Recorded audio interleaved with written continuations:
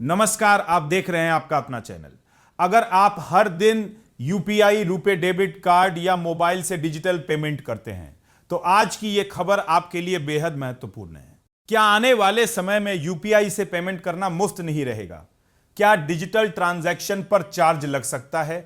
सरकार आज संसद में ऐसा बड़ा बिल पेश कर सकती है जिससे भविष्य में डिजिटल पेमेंट के नियम पूरी तरह बदल सकते हैं। आखिर क्या है पूरा मामला? क्या वाकई आपको हर ट्रांजैक्शन पर पैसे देने होंगे या फिर सच्चाई कुछ और है? इस वीडियो में पूरी जानकारी विस्तार से जानिए, क्योंकि अधूरी जानकारी आपको भ्रमित कर सकती है।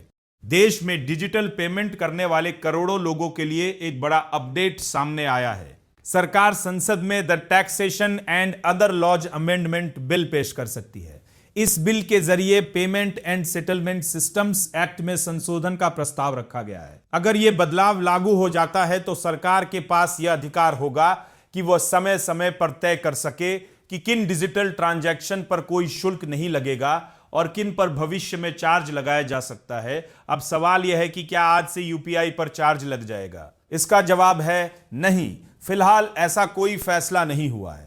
अभी भी यूपीआई, रुपे डेबिट कार्ड और कई दूसरे डिजिटल पेमेंट पर ग्राहकों से कोई मर्चेंट डिस्काउंट रेट यानी एमडीआर नहीं लिया जाता। यह व्यवस्था सरकार ने लोगों को डिजिटल भुगतान के लिए प्रोत्साहित करने के उद्देश्य से लागू की थी और फिलहाल वही व्यवस्था जारी है। लेकिन प्रस्तावित बदलाव के बाद सबसे बड़ा अंतर यह होगा कि कानून में हमेशा के लिए यह तय नहीं रहेगा कि कौन से डिजिटल पेमेंट मुफ्त होंगे। इसके बजाय सरकार समय समय पर एक आधिकारिक सूची जारी करेगी। इस सूची में जिन डिजिटल ट्रांजैक्शन को शामिल किया जाएगा वे बिना किसी शुल्क के चलते रहेंगे, लेकिन जो ट्रांजैक्शन इस सूची में नहीं होंगे उन पर भविष्य में मर्चेंट, बैंक या पेमेंट गेटवे शुल्क लेने की अनुमति मिल सकती है। इस बदलाव का मकसद सरकार के मुताबिक नियमों को अधिक लचीला बनाना है।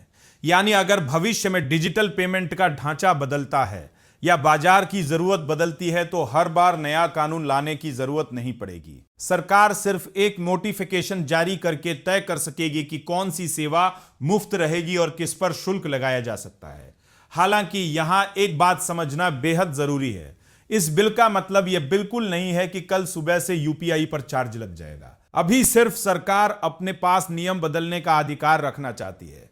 आगे चलकर डिजिटल पेमेंट के बढ़ते इस्तेमाल, बाजार की स्थिति, बैंकों, पेमेंट कंपनियों की जरूरतों को देखते हुए फैसला लिया जा सकता है। लेकिन आने वाले समय में सरकार की हर नई घोषणा पर नजर रखना जरूरी होगा।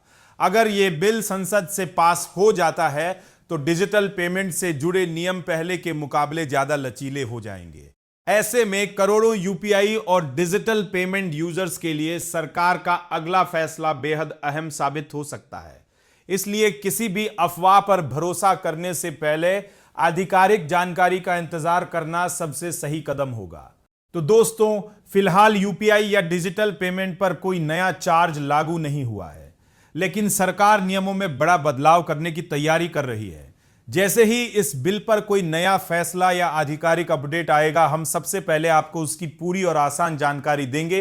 अगर आपको यह वीडियो उपयोगी लगा हो तो इसे लाइक जरूर करें, अपने दोस्तों और परिवार के साथ शेयर करें ताकि वे भी सही जानकारी से अपडेट रहे और बैंकिंग, यूपीआई, आरबीआई, टैक्स और सरकारी योजनाओं से जुड़ी हर बड़ी खबर सबसे पहले पाने के लिए हमारे चैनल को सब्सक्राइब करें और बेल आइकन जरूर दबाएं। मिलते हैं अगली बड़ी अपडेट के साथ। धन्यवाद।